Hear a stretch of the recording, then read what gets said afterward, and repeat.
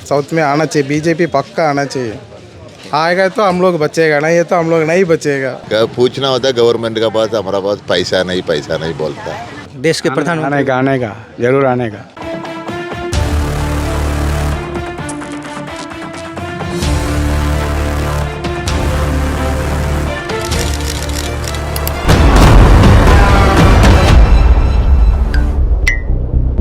दोस्तों, देश में राजनीति इस वक्त तूफान पर है। देश में हर एक मतदाता और नागरिक बहुत अधिक एक्साइटेड है। 2024 में कौन सी सरकार सत्ता में आएगी? क्या कांग्रेस की स्थिति मजबूत होगी?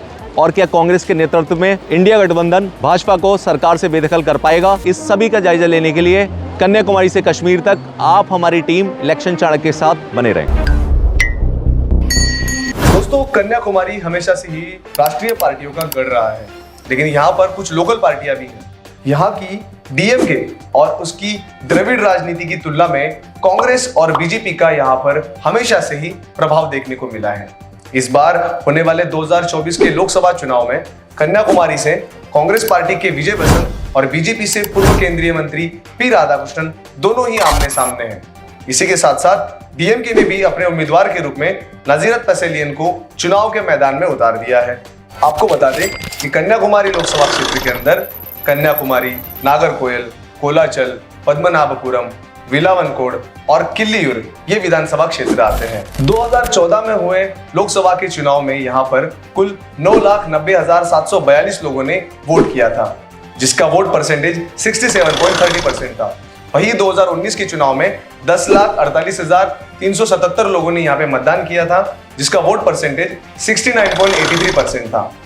2008 में कन्याकुमारी लोकसभा के परिसीमन के बाद में 2009 में यहाँ पर लोकसभा के चुनाव किए गए, जिसमें डीएमके का बोलबाला रहा और यहाँ पर डीएमके के हेलेन डेविडसन ने जीत हासिल की। वही 2014 में बीजेपी की मोदी लहर का असर पूरी देश के साथ साथ यहाँ भी देखने को मिला। यहाँ पर बीजेपी के पी राधाकृष्णन ने अपने कांग्रेस के प्रतिद्वंदी एच वसंत कुमार को हराकर यहाँ पर जीत हासिल की, लेकिन मोदी लहर का यह जादू 2019 की लोकसभा चुनाव में यहाँ पर नहीं देखने को मिला। इसीलिए शायद यहाँ से कांग्रेस पार्टी के नेता एच वसंत कुमार ने बीजेपी के पी राधाकृष्णन को हराते हुए इस सीट पर कांग्रेस को जीत दिलाई, लेकिन कुछ ही दिनों के बाद में 2019 में उनका निधन हो गया, जिसकी वजह से 2021 में यहाँ पर उपचुनाव का आयोजन किया गया, जिसमें फिर से चुनावी जंग हुई और इस जंग में कांग्रेस की तरफ से एच वसंत के बेटे विजय वसंत को कांग्रेस ने अपना उम्मीदवार बनाया। हालांकि विजय वसंत ने बीजेपी के राधाकृष्णन को 2.5 लाख मतों से हराकर यहां पर कांग्रेस को जीत दिलाई। अभी वर्तमान में कन्याकुमारी लोकसभा क्षेत्र के अंदर जो विधानसभा क्षेत्र आते हैं उसमें 3 सीट कोलाचल, किल्लीयूर और विलावनकोड ये सीट कांग्रेस के पास है और वही 2 सीट कन्याकुमारी और पद्मनाभपुरम यहाँ पर डीएमके का वर्चस्व है, लेकिन बीजेपी के पास केवल 1 सीट है जो है नागरकोइल।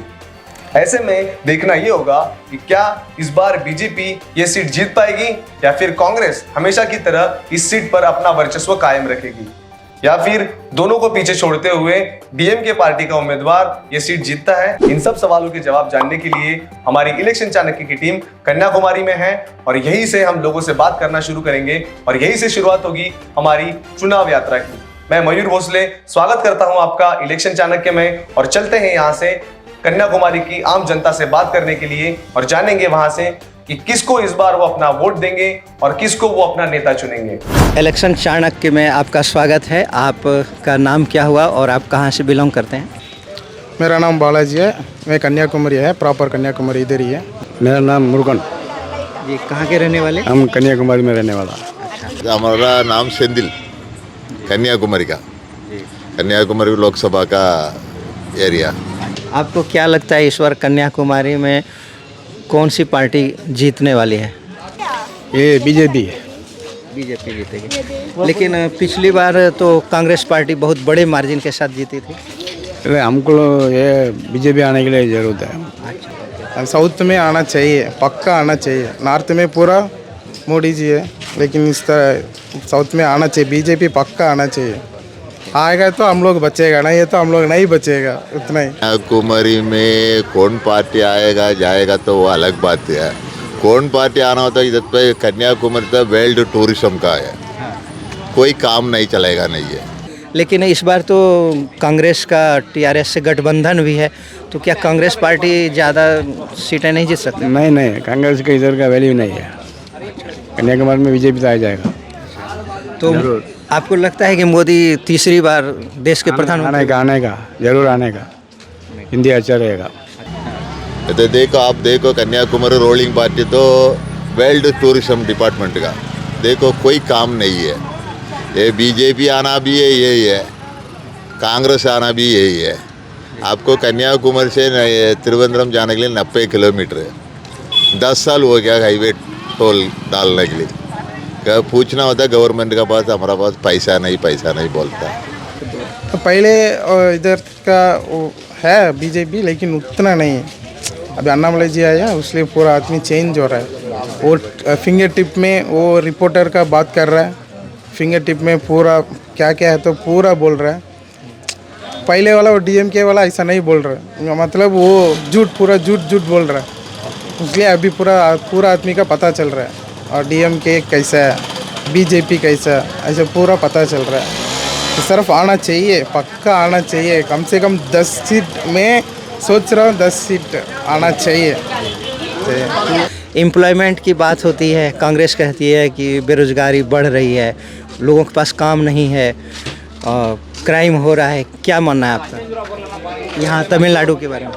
तमिलनाडु में कांग्रेस का इधर कोई अच्छा नहीं है, कोई पसंद नहीं कर रहा है। इलेक्शन चाणक्य से जुड़ने के लिए धन्यवाद।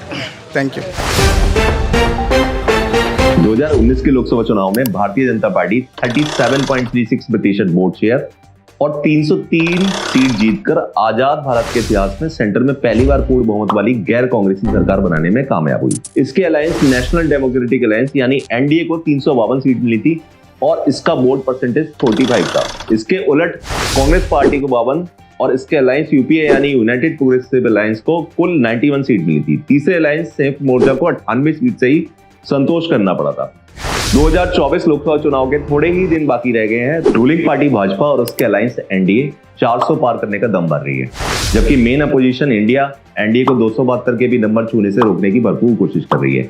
इस समय कांग्रेस की लीडरशिप में इंडिया अलायंस की स्थिति मजबूत होती दिख रही है। ये स्थिति वोट प्रतिशत में और जीत में कितनी बदल पाएगी, ये तो आने वाला वक्त बताएगा।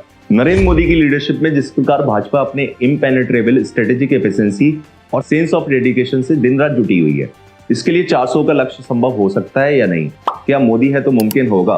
2024 लोकसभा चुनाव के डीप एनालिसिस के लिए आप बने रहिए इलेक्शन चाणक्य टीम के साथ।